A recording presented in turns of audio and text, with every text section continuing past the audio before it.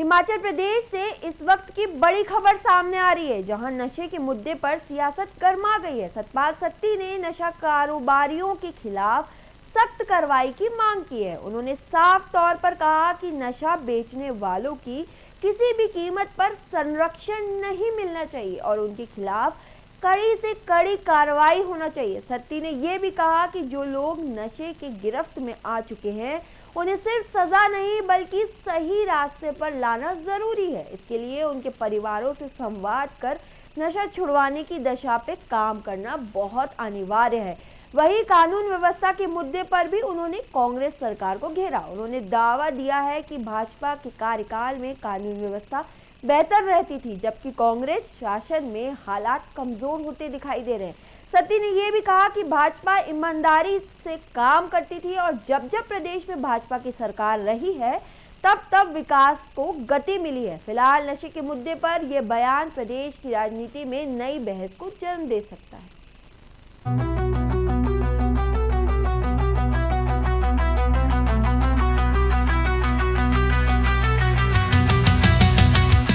जिस तरीके से आज देखा गया, नेता प्रतिपक्ष जयराम ठाकुर ने शून्यकाल के दौरान जिस तरीके से नशे के ऊपर चर्चा की, वहीं अगर देखा जाए मुख्यमंत्री सुखविंदर सिंह सुक्खू का आरोप है कि जब पूर्व की भाजपा सरकार थी उस दौरान तो 5 व्यक्ति जहरीले शराब के कारण मर चुके और हमने नशा रोकने के लिए काफी प्रयास किया था। सर, क्या कहना चाहिए जिस तरीके से लगातार ये वाद विवाद लगातार हो रहा है? नहीं, इसमें जो विषय ऐसा है, मुझे लगता है इसमें वाद विवाद की जरूरत नहीं है जी। भारतीय जनता पार्टी के नेता जयराम ठाकुर जी ने तथ्यों पर बात की है। बिल्कुल, क्योंकि जब से कांग्रेस का शासन हिमाचल प्रदेश में आया है जी, तब से कुछ कांग्रेस के कार्यकर्ता, कुछ कांग्रेस के नेताओं की मिली भगत से उनके जितने भी समर्थक हैं, जो भी उनके समर्थक हैं, जब उनके कार्यकर्ता कह लो, उन लोगों को अवैध काम करने की आदत है। पहले से अवैध काम करने की आदत है। पहले अलग अलग काम करते थे। कोई शराब बेचता था, कोई लकड़ी काटने का काम करता होगा, कोई अलग से करते होंगे। अनेकों ऐसे उनके कार्यकर्ता हैं, लेकिन आज वही लोग उनके चिट्टा बेचने में लग गए हैं जी। तो उसके नाते जब से कांग्रेस आई है तो बहुत बड़ा प्रचार प्रसार इस चीज़ का हुआ है और बहुत आगे तक चिट्टा चला गया है, नशा चला गया है, लकड़ी के कटान का काम बढ़ गया है जी, अवैध कटान का काम बढ़ गया है, अवैध माइनिंग का काम बढ़ गया है। तो उसके नाते हम लोगों ने शून्यकाल में जो विषय उठाया है, अब इसमें स्कोर सेटल करने का विषय नहीं है कि किसके टाइम कितने पकड़े गए, कितने, जिसके समय ज़्यादा काम होगा उसमें उतने ज़्यादा पकड़े जाएंगे जी। अब तो दुर्भाग्यपूर्ण स्थिति है ये। इसमें ये बड़ी परिस्थितियां विपरीत हो गई हैं कि सरकार के अंदर काम करने वाले लोग, सरकारी कर्मचारी अलग अलग विभागों के पकड़े जा रहे हैं, पुलिस के लोग पकड़े जा रहे हैं, शिक्षक पकड़े जा रहे हैं जो इन कामों में संलिप्त हैं, जो अन्य कर्मचारी, अन्य वर्गों के कर्मचारी पकड़े जा रहे हैं, जो कि एक बहुत ही गिरते हुए सामाजिक स्तर का एक परिणाम है। जी सर, जिस तरीके से जो देखा गया, आपने पूर्व विधायक के ऊपर भी बताया कि जिस तरीके वहां भी जिस गुंडागर्दी अत्यधिक बढ़ चुकी है, फिरौती दिन दिहाड़े लोगों से मंगाई जा रही है, जो आपने जिक्र किया कि पेट्रोल पंप वाले से भी फिरौती मांगी गई। ऊना के अंदर तो पिछले 2 वर्षों से, लगभग 3 वर्षों से बहुत बड़ा एक जिसको कहते हैं लीगल काम चला हुआ है। वो चाहे लॉटरी का हो, वो चाहे सट्टे का हो, वो चाहे लीगल माइनिंग का हो। उसके कारण उसमें कांग्रेस के नेताओं की स्लिपता है जी, कांग्रेस के कार्यकर्ताओं की स्लिपता है, जिसका परिणाम आज ये हो गया कि ऊना के अंदर लोग बिजनेस करने से डरते हैं, देर रात तक दुकान खोलने से डरते हैं। तो उसके कारण फरोतियों तक मामला चला गया, जो हम बड़े बड़े शहरों के अंदर या बड़े प्रदेशों के अंदर सुनते थे। अनेकों बड़े बिजनेसमैन से फरोतियाँ मांगी जा रही हैं और पुलिस निस्सहाय होकर के देखती है और परिणाम जहाँ तक पहुँच गए कि अब बिजनेसमैन ने ही फरोतियाँ मांगने वालों से समझौते कर लिए हैं। उनके साथ क्या लेन देन हुआ वो जानते हैं जी, लेकिन पुलिस का संरक्षण उनको नहीं मिला।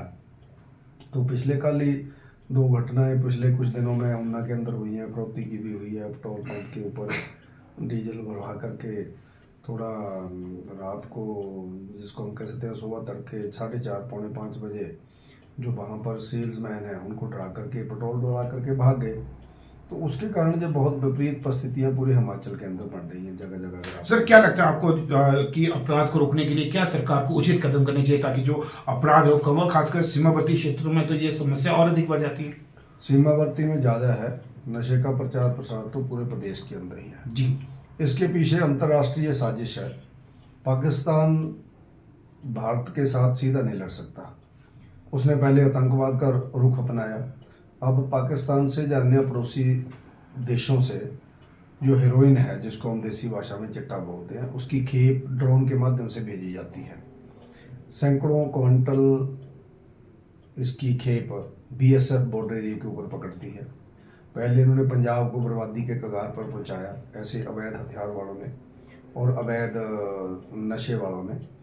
और दुर्भाग्यपूर्ण स्थिति उसमें होती है कि कहीं ना कहीं जिन प्रदेशों के अंदर, पंजाब के अंदर जो घटनाएं पहले हुई हैं, तो उसके वहाँ के लोग भी उसमें जुड़े होंगे, जिन्होंने अपने ही देश के बच्चों को बर्बाद करना शुरू कर दिया अपने निजी स्वार्थ के कारण। बाद में वो खुद भी नहीं बच पाते हैं। उसी तरह से हिमाचल प्रदेश के अंदर भी जब ये चीज़ आई है तो हमारे अपने लोग भी अब इसमें स्लिप्त हो गए हैं।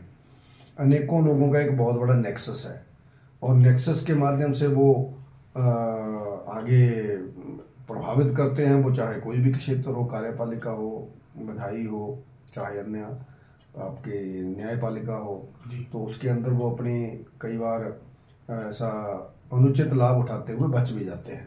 इसके ऊपर समाज के हर वर्ग को बिल्कुल निष्पक्ष होकर के काम करने की जरूरत है। जो कोई पार्टी का विषय नहीं है, किसी एक विचार का विषय नहीं है। बच्चे किसी के भी बिगड़ सकते हैं, किसी के घर तक ये आग जा सकती है। जब आग लगती है तो किसी का घर बचता नहीं है। जी सर, आखिरी क्वेश्चन ये भी रहेगा, जिस तरह मुख्यमंत्री सुखविंदर सिंह सुक्खू कहते हैं कि पूर्व की भाजपा सरकार ने प्रदेश को लुटाने का कार्य किया है, कहाँ तक आप सहमत हैं? सुक्खू जी ऐसे कई बार कई कुछ बोलते रहते हैं ठीक, और उनकी बातों का इस तरह से, क्योंकि ये उनके परमानेंट डायलॉग हैं जी, जो उनकी कैसेट भरी गई है जी, तो वो ऐसा बोलते हैं।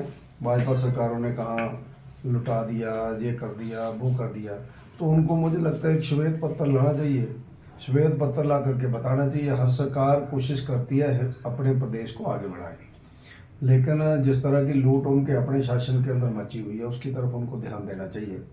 किस तरह से हिमाचल प्रदेश के बड़े अधिकारी आज जो भ्रष्टाचार डिपार्टमेंट्स के अंदर उससे त्रस्त है, जिसके कारण मिस्टर नेगी को आत्महत्या करनी पड़ गई और उन अधिकारियों के ऊपर कुछ नहीं हुआ जिन्होंने करप्शन की है।